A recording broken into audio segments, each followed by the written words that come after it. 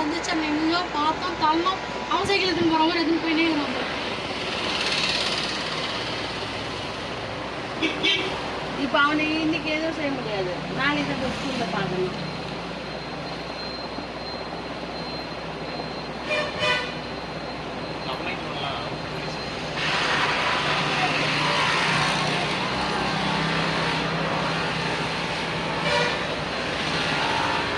நம்ம யாருக்கு நாங்கள் வெளியில் இருக்கிறதா இன்னும் உள்ளதான் இருந்தோம்.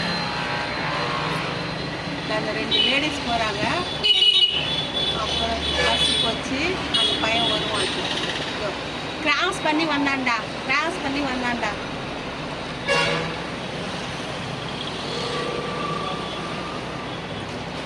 அது எப்படி அவ்வளோ பையனுக்கு தோணுச்சு சைக்கிள் எடுத்துன்னு